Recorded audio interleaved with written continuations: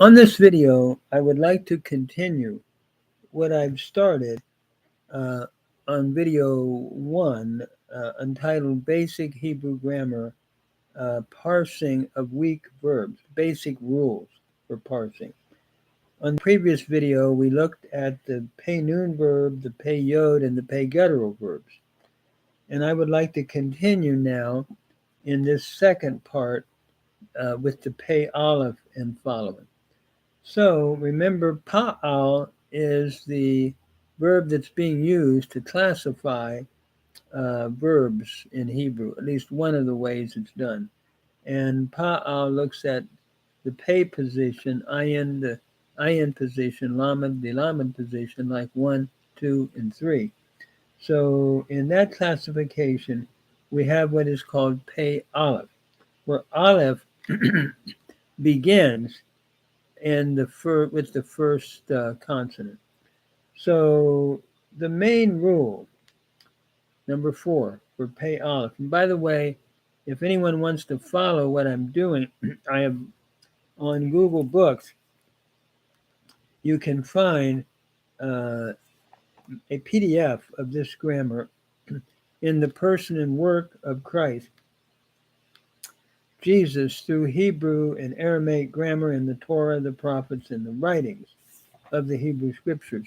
And I'm now on page 23 of my grammar. Pay aleph, the main rule, and I'm trying to summarize in a simple way. What are the rules? The main rule change is that of dissimulation seen in the imperfect. An example would be yo mer. Notice aleph is the first radical of the root here in this pay aleph verb. But yo mer, he will say. Possibly, as we look at historical development, it may have been ya amer, and at some point there was a dissimulation into yo mer, where if we followed that possibility, the two segol vowels changed to an o sere vowel pattern with the dropping out of the hatef segol, if that is what I'm assuming possibly was originally there, under the aleph. And the aleph then becomes quiescent, or uh, without a vowel, or I should say vowel-like. So if it had historically read ya amer, we end up with yomer. Hence, dissimulation seems to be the key element here in this pay aleph form. And you will always have that O vowel, yomer, yochal, and so forth. Number 5, or the next, we have an ayin guttural. And an example would be pa'al, to do, the verb that we're using. The main changes is that the guttural will take a composite shabab rather than a simple shabab, and that in the PL, the hitpayel and hitpayel, there will be compensatory lengthening of the A vowel from a pathak to a common, or from a short A vowel to a long A vowel. Examples are pa Allah, she did, in the cow. And notice in the PL, since the ayin cannot double, taking a doggish forte, as in chicane, we have, it has then compensatory lengthening from a hirig to a long vowel in the tseri. PL becoming pay L. That is, the hirig changing to by compensatory lengthening from a hirig to a tseri, because the ayin for example, cannot be doubled, being a guttural. The same is true in the PL imperfect, becoming ye, fa, l. Notice the PL imperfect, he will do, intensely or something like that. Notice the Ayin cannot take a doggish forte. Normally the PL stems have it in the imperfect. But here, since it cannot take a doggish forte, showing doubling, we have what is called compensatory lengthening, again, that occurs by lengthening the pathok, short a vowel, to a common. So instead of ye, fa, l, with the short a vowel, we lengthen that to a long a in the commons, from a pathok to a common, in that middle weak or ayin guttural verb, ye, fa, l. Then we have your lamed hey verbs. Since most lamed hey verbs were historically lamed yod, the yod then can reappear in the imperfect and in the perfect. For example, the final yod will drop out in the shorter jussive form. For example, in the lamed hey verb haya, to be, the form in the cow perfect second person singular, hayita, you have been, shows the reappearing of what seems to be a historical yod in this form, hayai, with the yod. In the cow imperfect, ye, he will be, the final vowel is a sigol, or an IE class vowel, since the original yod seems to have preferred that. In other words, instead of ye, yo, it became like yishmor, ye, yo, it became ye, yeah, and the sigol being preferred probably by the historic I that was part of that root. Notice, furthermore, in the shorter jussive, yehi, let there be, the final hey drops out, and the form that appears is yehi.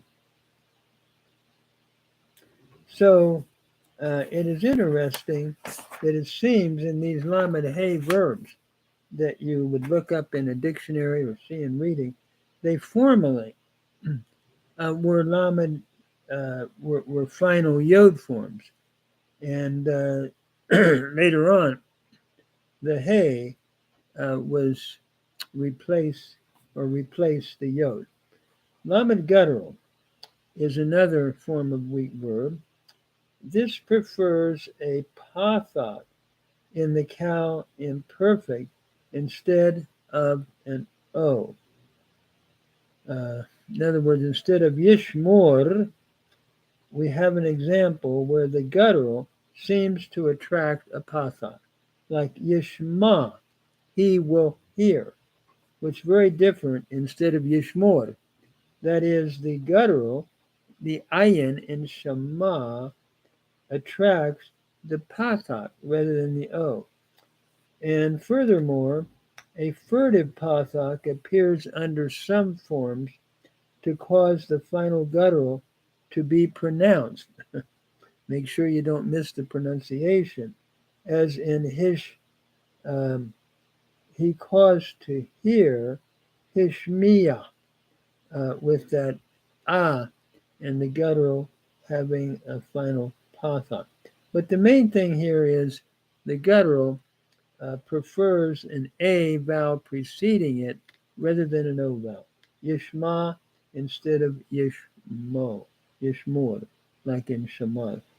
Then finally, let me say a word about the Ayin Vav and Ayin Yod verbs.